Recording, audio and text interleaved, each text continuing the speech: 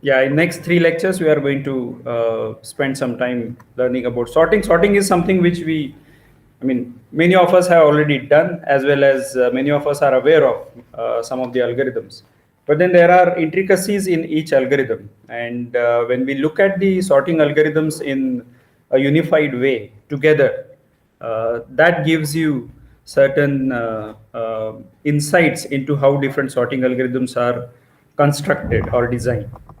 So from that perspective, let's look at sorting. So it's one of the fundamental operations used in multitude of applications, right? I don't even need to motivate that. We all know that we do sorting in all possible manner in different ways and so on.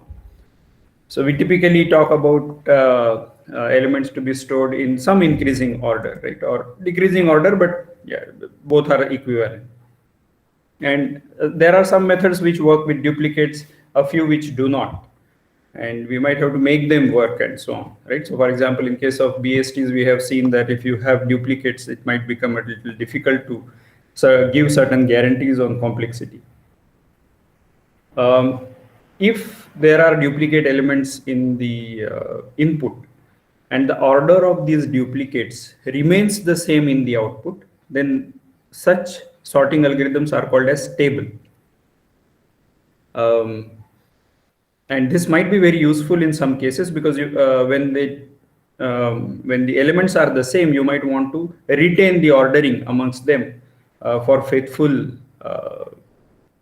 let's say, in some sense of fairness needs to be imposed. For example, think about it like you are talking about seat allocation, right? And then you have CGPA order. So there is an ordering, but then there will be students who are in the at the same CGPA. At that time, we would like to possibly maintain some ordering between them, which might be whatever was there in the input, you might want to keep it in the output, or there might be some other criteria within a particular order. So there might be multiple sorts possible. Okay. Uh, there are two types of methods. One are comparison based, other are non-comparison based. Right? So typically the comparison based methods consider each value as a whole. Whole meaning WHOLE, whole. What that means is that you treat each element as containing certain numerical value, and then across two elements there is a comparison possible. Many of the algorithms that we know of, like insertion sort, shell sort, selection sort, quick sort, merge sort, all of these are comparison based methods. But then there are some other methods which need not look at the value as a whole, but they might base their argument based on, let's say, certain bit pattern in the input element. For example, radix sort, bucket sort, counting sort, these are examples of sorting algorithms which do not look at the element as a whole. They divide the element in some way and then manipulate it and then get the, it's not that they don't need to do comparison, they do need to do comparison. It's just that the comparison need not be, it doesn't look at the value as a black box. So we'll study some of these algorithms. All right, any basic questions on sorting?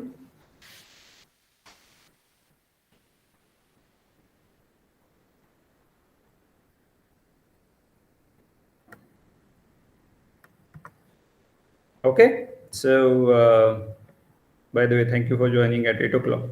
Let's look at these algorithms at a glance, which we are going to look at. Bubble sort, insertion sort, shell sort, we have listed these on the previous slide.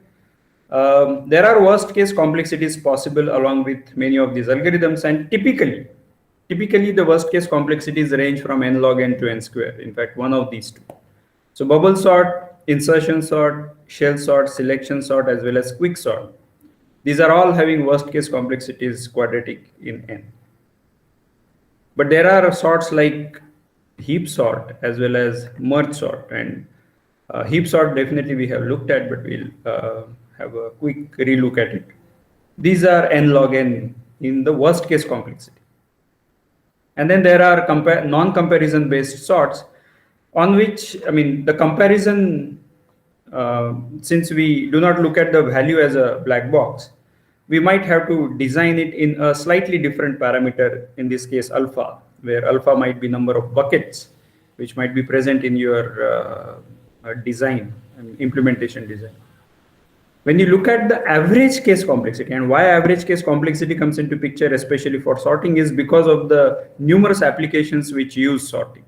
Right? Not that average case complexity is not useful in other cases. You should be able to talk about average case in other cases also, but more so in the sorting context.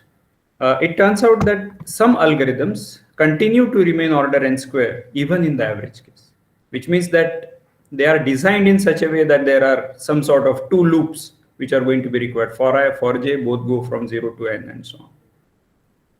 So these complexities are derived, turn out to be the same in worst case as well as average case. So there is no improvement as such. And as soon as that happens, you can also have a feeling that these algorithms might not be useful for large data.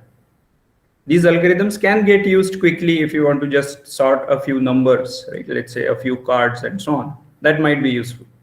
But when you are talking about millions of elements, you would like to use something which performs better in the average case. And that happens especially for heap sort and quick sort as well as merge sort. So within these algorithms where average case complexity is better, we would like to go for an algorithm which gives better absolute running time on different random sequences. So within these, we'll have to see how much is the absolute execution time. Essentially, we would like to know what are the constants involved here, since we are talking about order notation. Right? So that is going to give us some sort of a handle based on what is C1 n log n, what is C2 n log n, and so on. If the constants are large, it means that the absolute time is going to be larger. Okay. Shell sort uses a slightly different technique where there is something called as a gap or an increment sequence, and that decides what the complexity is. But in the worst case, it might actually take order n square. So this shell sort is rather a very typical example where you might end up having the worst case complexity of n square, but still on an average, in absolute running times, it turns out to be super fast. And therefore, typical implementations that I have seen, for example, in case of C, we have this function called qsort. Right? Amongst all of these, although the worst case complexity of quicksort is order n square, the designers decided to use n square worst case complexity algorithm as part of the implementation. And that seems very interesting. And that happens because in practice, it turns out to be very useful. I mean, very fast. So quicksort and shell sort, these are two interesting examples in the context of comparison-based sorting, which people use quite frequently. And we'll see the absolute running times as we develop the codes as well as run them. Okay.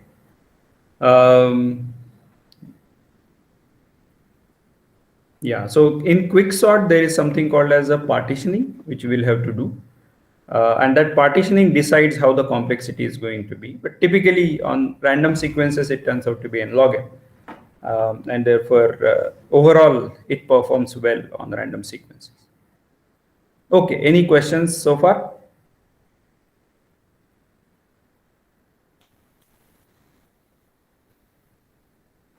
Okay, then let's jump into the first sorting algorithm, right? So let's talk about bubble sort.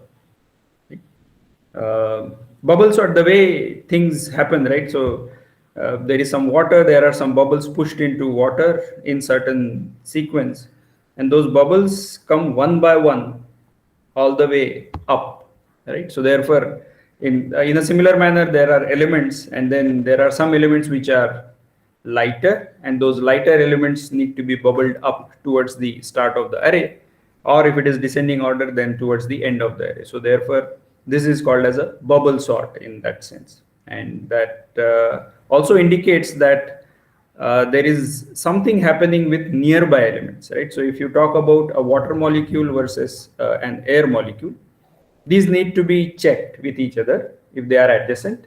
And if, let's say, the air molecule is lighter, then it should move up.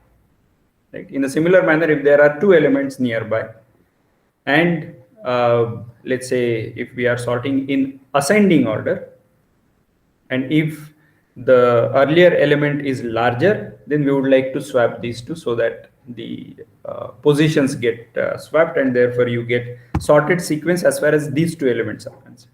Right? So you keep doing that repeatedly with adjacent elements, and if you do it enough number of times, you are guaranteed to get a sorted sequence. So I have this. This is a link. Let me see if that works out. Okay, good. So there is a visualization at visualgo.net, and I thought that this might be a good way to illustrate what is happening. Right. So there are these bunch of elements, and what are these bars? These bars indicate approximate value of that. Right. So for example, 50 is the largest element; it is having the highest height. Right. So the height is indicative of the value, and 2 is the smallest. Now, I hope the screen is visible to everyone. If not, please let me know. I'm not able to see the screen. Oh, I thought. Like we are still in bubble sort. Okay, I thought I had shared the complete screen, but let me reshare the complete screen. Entire screen.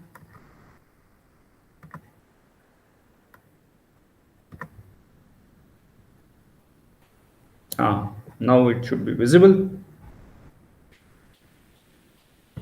So this page of visualgo.net, is this visible now? Yes, sir. Yeah. Oh, great. So these elements of 50 was the highest and 2 is the lowest. These are the elements that are there, and then this is just random input given. And what we are going to do is to start this animation, and that will tell us what is going to happen. But I'll explain to you first what is likely to happen. So we are going to start from, let's say, the left end, and we compare the nearby elements.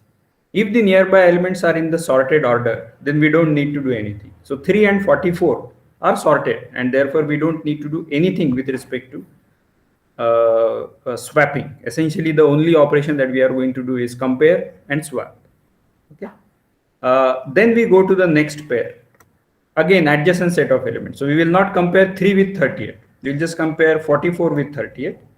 And if that happens, that's an unsorted sequence, so we swap these two. So we go to 38 and 44, like that. So after swapping. Here now, if there is 48, 44, and there is 5, again we need to swap, and so on. Right? And you go on doing it. So you do one pass over this. After one pass over all the elements, what will you ensure?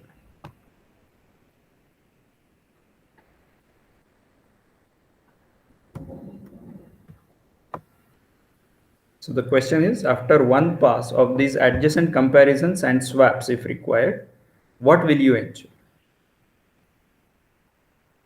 What is the invariant? Okay, Shania and Murari say that the heaviest element will be at the end, right? So that seems to be a good observation. If we are talking about, let's say 50, let's say 50 is here, doesn't matter.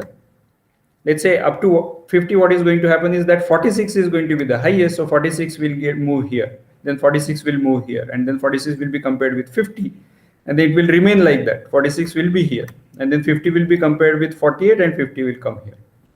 Now, if 50 would have been here, let's say, then 50 would have moved all the way, and it would have moved all the way to the end.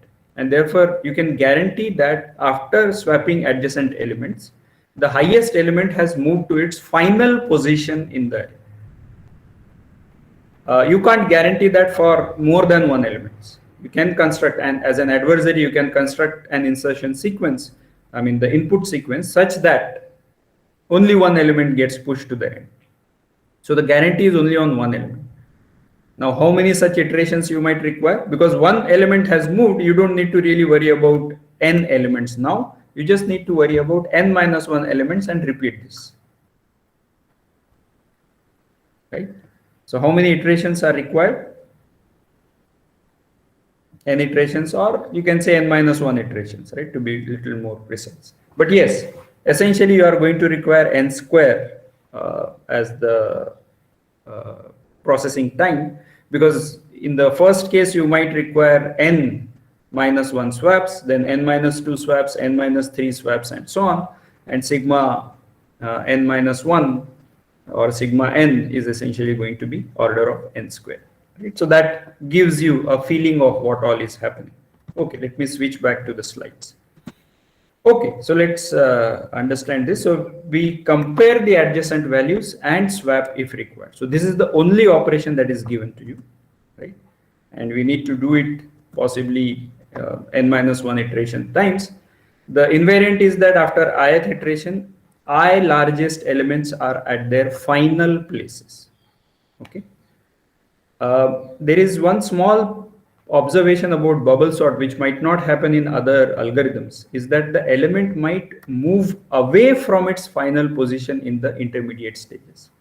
Just as an example, if you talk about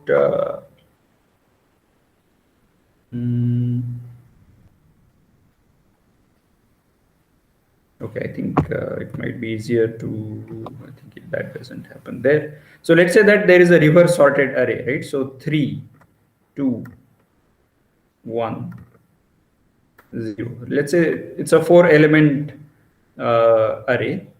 And then when you compare the first 2 elements, right, the final position of 2 is here. It is 0, 1, 2, right? So third position is the final position of 2. But because of this swap, 2 is going to move to the first location in the array. So it is moving away from its original position, I mean final position. So this can turn out to be a little problematic in some algorithms. It is actually desirable if the element over time is moving to its final position. But in insertion sort, in bubble sort, that is not going to happen. You might have such sequences, right? The best case happens when you don't need to do swaps, right? You just need to compare, and you don't need to do any swaps. So if you give a random set of, a sorted sequence, and that is going to give you a good time, right? So actually I didn't run it, right? So let me run that. So let's see this. Right, so as you can see, 47 is moving all the way. Oh, it was not 46. 47 was the largest element. Okay, so 47 is moving up, and then it will go all the way up to 58, and at that time 58 will move further. Only adjacent elements compare and swap. That's it. So now after this iteration, the 50 is at its final position, and now you start comparing again for the remaining n minus 1 elements.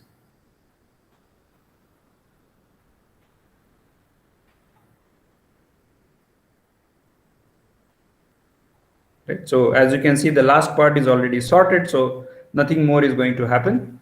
But yes, still there will be comparisons because the guarantee is only on the I elements in the end. Okay. I hope it is clear. Any questions on this one?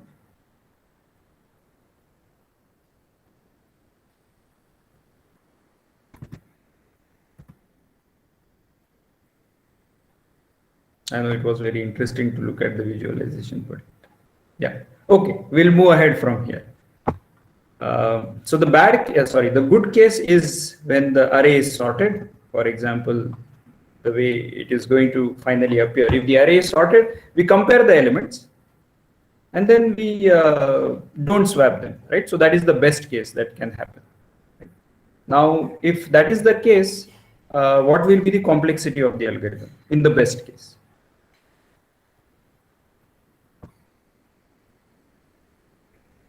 So there are comparisons, but no swaps.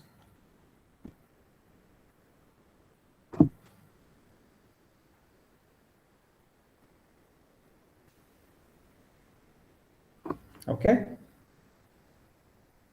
So Murari, Suryanarayan, Aniruddha, all of Murari and Aniruddha say n square. Suryanarayan Shania say n. Okay. Okay. So I'll tell you why. So as if you look at the algorithm, you will realize that it is actually n square comparisons that it is still going to do, because the guarantee is only on one element. But the reason why Suryanarayan and Shania are suggesting n is that you can modify bubble sort such that you will be able to do the best case in order n time. Can somebody tell me how? The way we have discussed, it is going to require order n square. Right. So as Suryanarayan says, you can break out of the loop as soon as you see that there are no swaps happening. Right? So in that case, you can just perform one traversal on the array and make sure that it is sorted and come out of the loop. So that is to say that sorting is going to require at least n log n time. But given an array, checking if it is sorted or not requires only order n time. So that is the reason why you can still do it in order n time. This we have not done in our code, but you can do it.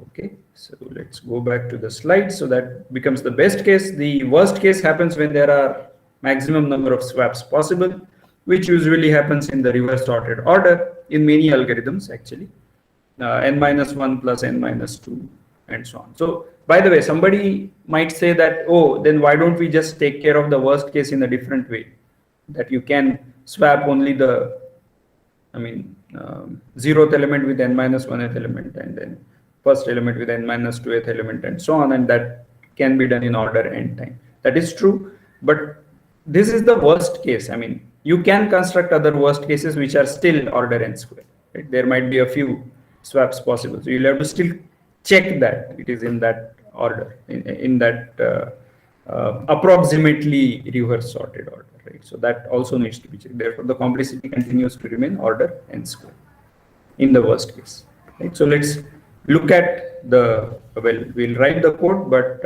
I'll show you first on the slide. But I request everybody to try this out first. Now that we have seen the visualization, we have discussed how it is going to be. So please try out that code in your copies or on your laptops briefly, and then we'll look at how the code looks like.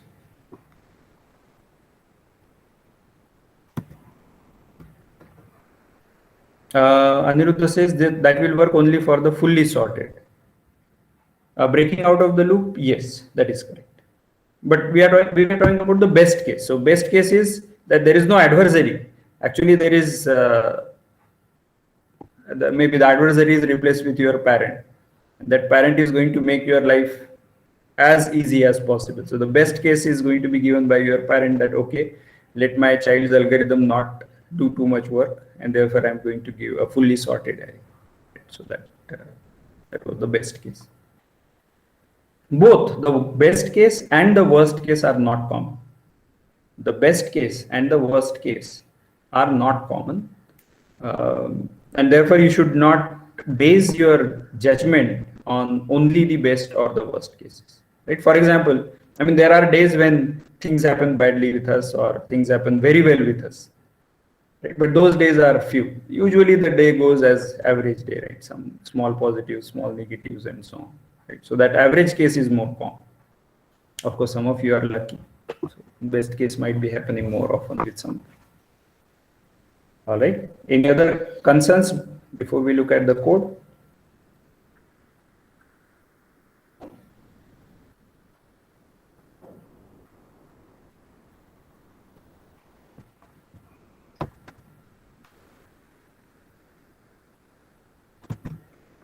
Okay, so I hope you were able to think about this. Essentially, we require two loops, one for I, another for j. And the j loop essentially goes over n-1 elements, because we are going to compare j with jj plus 1. So, and if the comparison is in the reverse sorted order, then we need to swap the two elements. So I'm just passing the indices to this swap function. It makes sure that it swaps the array, right? So let's assume that ARR is available to the swap function, okay, which is going to happen if All of these sorts are part of the same class, and therefore ARR is also part of it.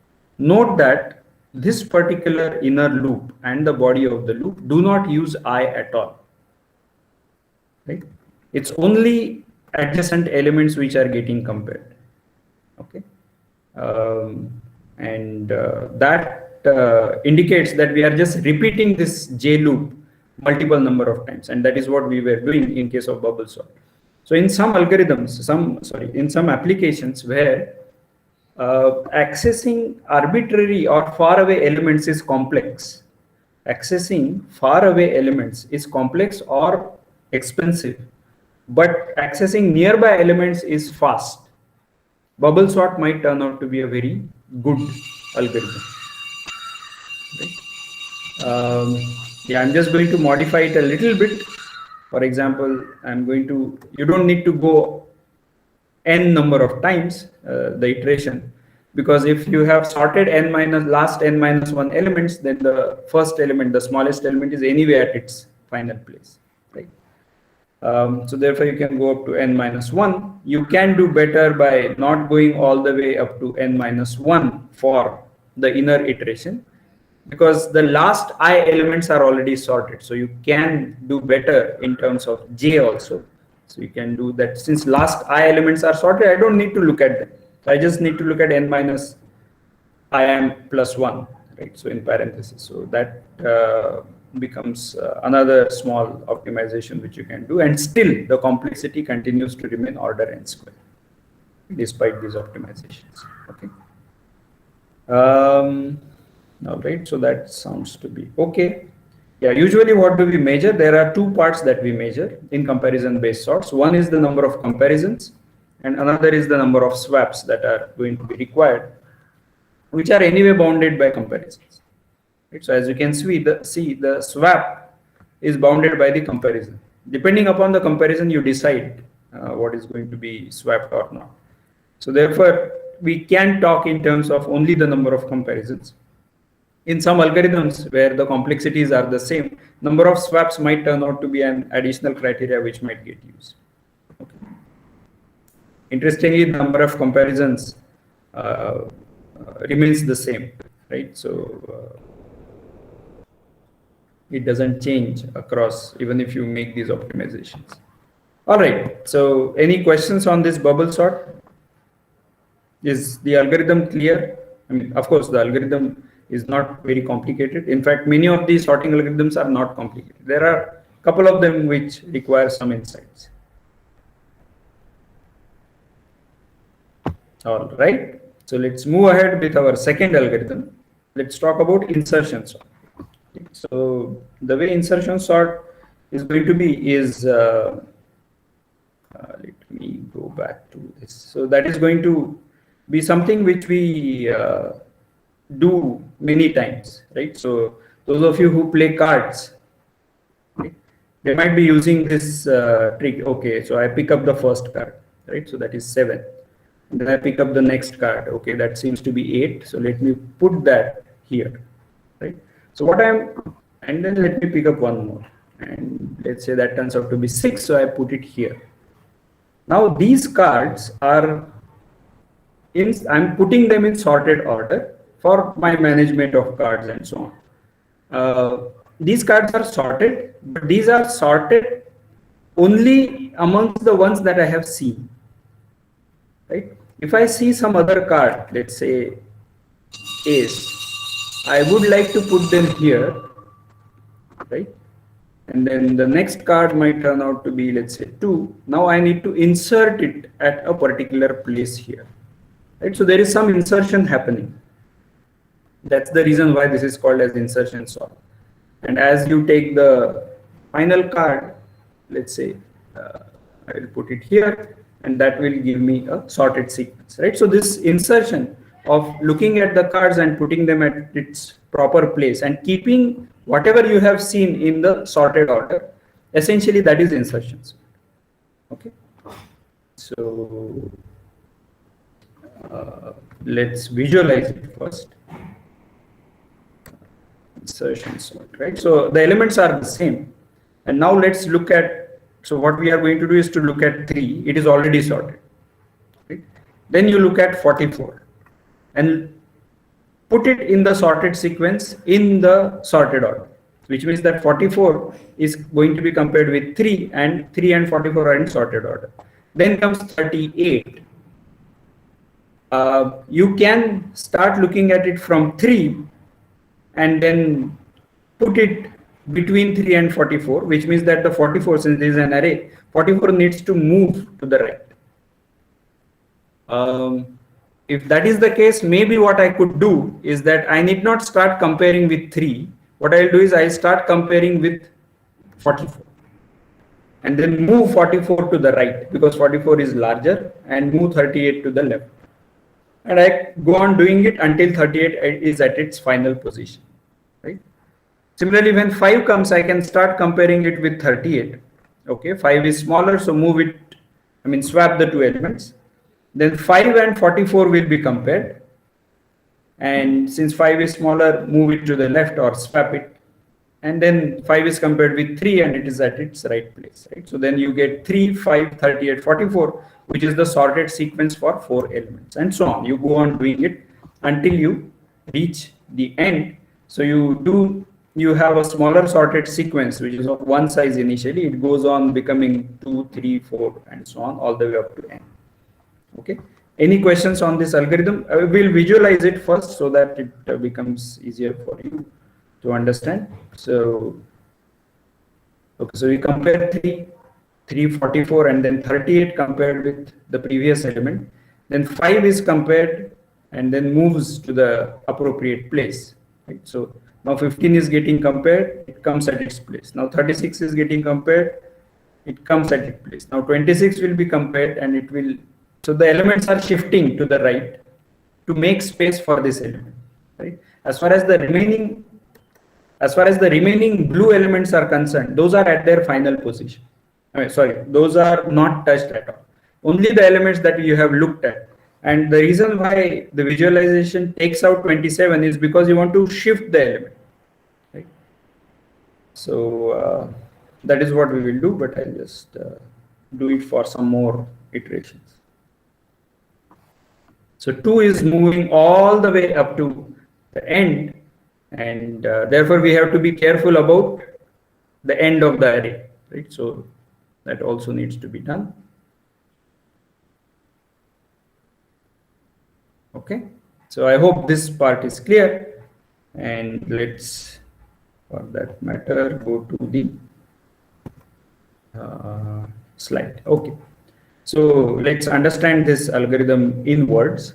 So consider ith element and insert it at its place with respect to the first I elements. Right? So the ith card is getting inserted into its appropriate position. Right? This is the sorted sequence on I cards. That doesn't mean that these are final places for these I. Just that this is sorted sequence for the ones that you have seen. Okay. We keep that way the first I element sorted. That means that the insertion is actually happening in the sorted array. Right? So any thoughts on this one? This should alert you of something. Right? You are inserting in a sorted array. What does that alert you for? Binary search, right? So when you are shifting elements, instead of finding the position where you want to insert the element, instead of doing it in linear manner, one by one, you could look for where the element should be present in a binary search manner. Is this possible? It should be possible, but then that should reduce the complexity. Instead of n square, which is the overall complexity of insertion sort, maybe it will become n log n. Any suggestions?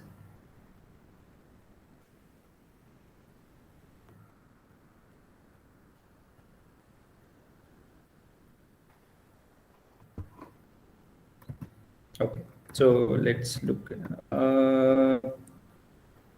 Right, so there are shifting is still linear, correct, Sampriti? Aniruddha says insert will take time. Suryanarayan says we still need to shift the elements. Correct. Murari says swapping. Shania says worst case will still be n square. Yes. So although the n log n time, that log n time is going to be obtained for searching for the position. After that, the elements need to be moved, and this moving is essentially going to cause the trouble. That also indicates that you might be able to do better if you are not using an array but a linked list. Right? You can't do binary search there, but shifting of the elements might not be required. Right? So you might want to think about how to design this algorithm using linked list, maybe a doubly linked list if required, where the shifting of the elements is totally avoided. Right? Of course, you need to still traverse through the elements to find out, and therefore the complexity cannot be better than that n square. All right. So yeah, so the complexity is not really n log n. Binary search is log n, that is okay. But we are doing more work, that is the shifting of the elements. So the best case and the worst cases remain the same, where you go on. So in the best case, if the array is sorted, well, you don't need to really sort, you don't need to swap the element, right? So the element continues to remain at its final place. There is no swapping required, and therefore you just go on checking. And you can also do early exit if required as an optimized version of insertion sort. But in the worst case, you might still require n square time. Okay. Okay, I would like you to spend a few seconds thinking about how will you write the code for insertion sort. If there are any questions, feel free to ask.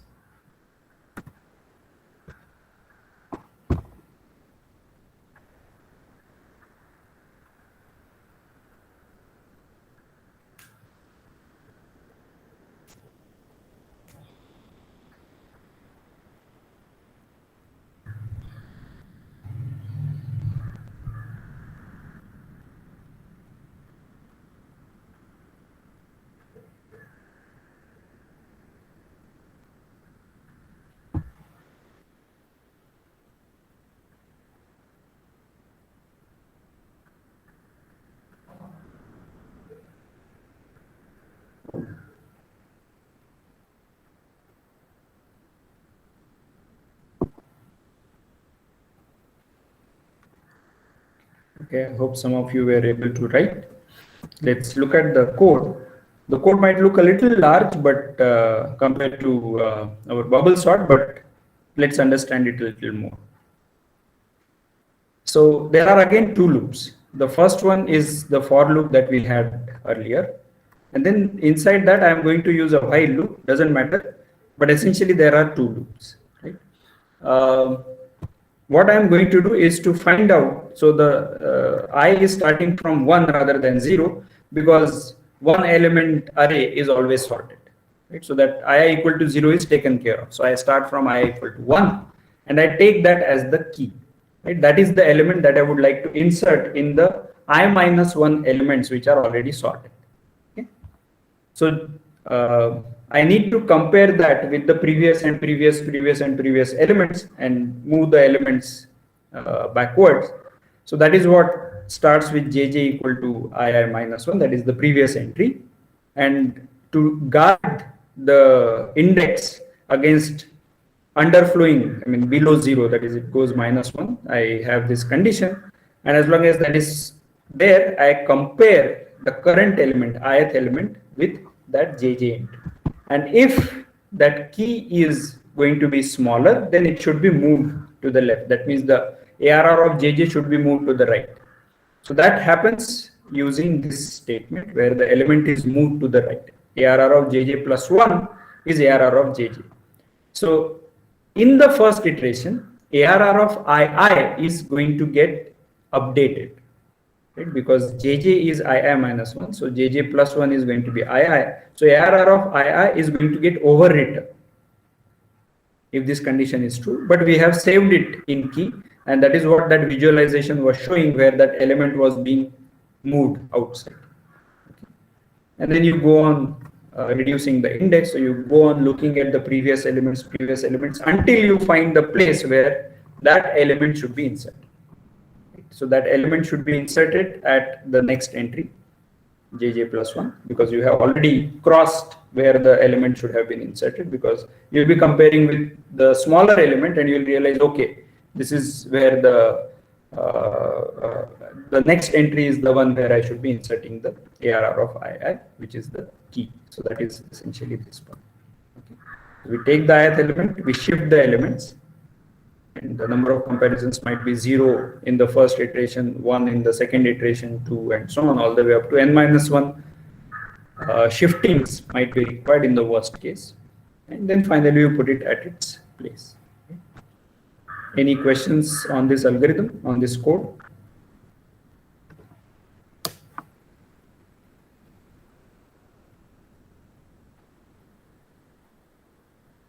Okay, so yeah, in the best case, I don't need to go beyond one comparison. As soon as the first comparison is there, I know that it is, I don't need to shift any elements. That is like saying that I'm taking these cards and those are coming as A's, 2, 3, 4, 5, 6 in that order. So I just need to insert it at the end and just keep on doing it, and I get a sorted sequence. So that becomes the best case.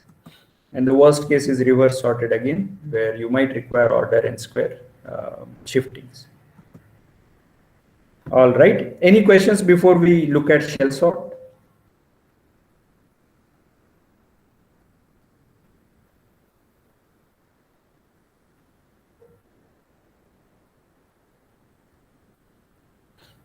Okay. Shell sort is kind of a generalization of insertion sort. Right? You will typically see that people study shell sort after they have studied insertion sort. So insertion sort was easy. I was just inserting the elements. I had a sorted sequence of I elements, I cards, and I was inserting it at the appropriate place. That required me to shift the elements. Right? So it was easy for me to do it, the shifting in the hands, but in an array I will have to shift it order n times and so on. Okay. So the reason why that, so the idea behind shell sort is that I don't want to insert, I don't want to compare the elements which are adjacent. Right? So when we were shifting the elements, we were comparing only the adjacent elements. I might want to compare across multiple and then swap if required. Right? So that is to say that I'm going to contain some sort of a gap between the elements, and that might give us some handle with respect to multiple such elements being at their appropriate sorted order, rather than only the adjacent elements being in the sorted order. So that happens in bubble sort also, where we are comparing only the adjacent elements. Just that shifting doesn't happen, right? That shifting happens in the insertion sort. So we would like to say that instead of comparing only the adjacent elements, I'm going to compare elements which are probably gap number of elements apart and swap if required, and hopefully that will give me some better handle over multiple other elements. Right? So as you can see that the gap is, if you reduce that gap to 0, then essentially it is adjacent elements, and therefore it becomes an insertion sort. So in the worst case, it might still require order n square, depending upon the gap, but in practice it actually turns out to be better. Okay, so once you have compared this gap number of elements, well, what do you do with respect to the adjacent elements? What do you do with respect to gap minus 1 elements apart? So what you do is that you have this gap, you reduce the gap in the second iteration. In the first iteration, you look at, okay, some arbitrary elements here and there. I'm going to look at, okay, take the 0th element, 5th element, maybe 10th element, 15th element. Just keep those in sorted sequence. And you look at first element, 6th element, 11th element, and keep those in sort. So there is a chain of, there are multiple chains of, or essentially k chains of k gap, which you keep sorted, right?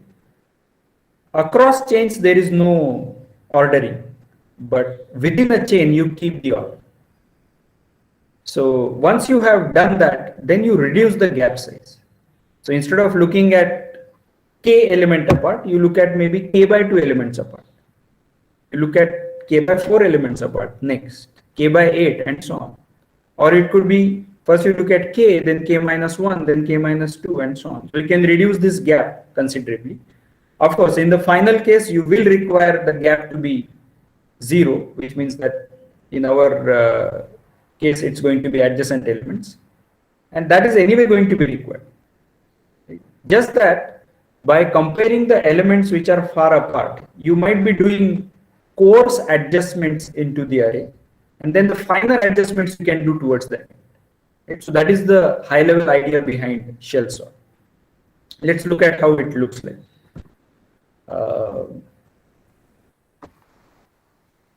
The motivation behind shell sort is that the number of shiftings is too high in insertion sort, which actually leads to high inefficiency. As we'll see, the absolute running time of both insertion sort as well as bubble sort turns out to be really high. Can we allow some perturbations initially? So you don't strictly say, okay, first I elements must be sorted across I iterations. You don't say that. You say that, okay, I'll do some adjustments, but let there be some perturbations, right? This is similar to what we had in case of AVL versus split trees. Okay, I allow some height imbalance to be there, and I'll fix that in the long run. So the approach is, instead of comparing adjacent elements, compare those that are some distance apart, right? This some distance is very crucial. And then we go on reducing the distance across elements. This is called as increment sequence or gap. And depending upon the increment sequence, you might get different complexity. Okay, so I'm going to show you with an example here on the slide, because I think the visualization doesn't have that. No, it doesn't have the shell sort. So I'm going to show you with what happens here. So we have this input, right? And yeah, we have this input, and that is going to be, I mean, we would like to sort it, which means that finally I'm going to require this particular output. So what do? I take this element and compare it with, let's say, gap equal to 5 is the one that I will look at, which means that I need to compare this element and this element and this element. That means that the element plus 5, element plus 10, element plus 15, these are the ones that I should compare and bring them in the sorted order. So if you look at these three entries in the next iteration, 35, 41, and 81, these are in sorted order. So that is what I will ensure for this chain. Okay. And now I am going to look at the other chain.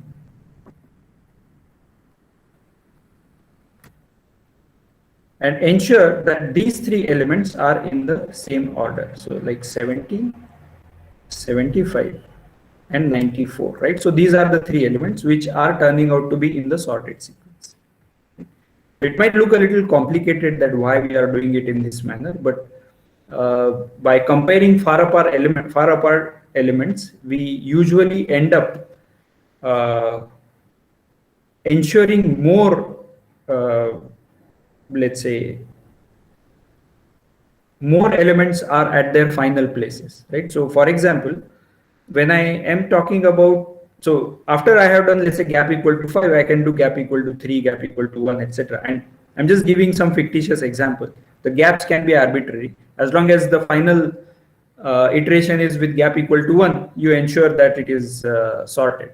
But the important point here to note is that when you compare far apart elements, you might be able to do better in terms of the elements which are not even compared.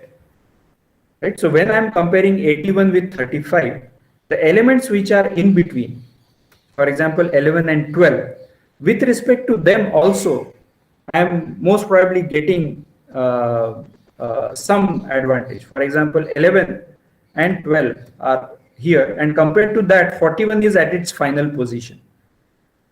Now, I never compared 41 with 11 and 12, right? But I will still get it at its final position because of this perturbation. So, of course, 41 was already at its place, so maybe I should give a slightly different example. But think about it as 94, right? 94 was never compared with 11 and 12 initially, but 94 went at its final place without comparing with 11 and 12. right? So with respect to 11 and 12, I have already sorted 94. And that is an advantage when your increment sequence is more than one. So that is the high level, let's say, vision about this particular algorithm. Okay. Once I have these chains sorted, which is happening in this row, I can reduce the gap size, and let's look at these now. So for example, 17 will be compared with gap equal to 3. So that is here, and then 15, and then 81, and so on. Now when you look at the elements, let's say 12, 15, 17, and 81, these are in the sorted order in this chain. And similarly for others, for example, when you look at 35, and then 28 and 75, these are all going to be appearing at their final position, 28, 35, and then 58 and 75, as well as 95. So all of that happens in the other chain, and so on. So you require gap many number of chains, and you go on reducing that gap size till the gap size becomes 1. And since originally, as you are reducing the gap size, the number of perturbations that you are allowing is going to be smaller and smaller with respect to the sorted sequence, and therefore the elements are almost sorted, and therefore gap size of 1 doesn't need to do too much work, right? That is already taken care of by larger perturbations in the earlier iteration. So therefore that becomes beneficial in the absolute time, although the worst case complexity still remains order n square, right? So that is an important point about shell sort, that the worst case complexity is still n square, but you will see that it actually performs quite well in practice. Okay, any questions on this? Otherwise we'll look at the code. Oh, we already exceeded the time. I'll just quickly go over this code in 2 minutes, and then we'll stop, so that we'll cover at least this part. So there is some initialization that is required for I, and this is very similar to insertion sort. So we had this for loop, then we had this while loop, and then so on. So the key is the one that we use, and then there is some adjustment with respect to the index that we need to do. And then while that gap, so instead of JJ I'm using JJ minus gap, instead of ARR of JJ I'm using JJ minus gap. So I'm comparing gap apart elements, and if that is the case, then I shift the elements, and JJ becomes JJ minus gap. So within this we need to worry about, but then we also need to reduce the gap, right, across iterations. Where do we specify that? That requires us, right? So this was what we had. That requires us to use this outer loop in addition to the two inner loops. That doesn't mean that the complexity becomes n cube, right? It just means that these loops are working together to ensure that the complexity remains order n square. Right? Typically we reduce the gap size by 2, but you can think of other different increment sequences, right? You can use prime numbers, you can use gap / equal to 3, and so on. So people have tried with various ones, and depending upon the distribution of elements, it might be different. Okay, so we'll look at the other sorting algorithms in our next classes. Any questions? Right, so only gap equal to 1 will ensure sorting. Yes. And is there any benefit with odd numbered gap? Actually, there are benefits with prime number gaps. And there is a good theory which I am unaware of. So odd numbers are definitely going to be something very useful in the context of this, because many odd numbers are prime, or some odd numbers are prime, or rather almost all the prime numbers are odd. Right? So therefore there is some advantage that you get out of this, just that I am not aware of the theoretical aspects of that. But the book contains an elaborate discussion of the gap being prime numbers and odd numbers, etc. Yes. Any other concerns?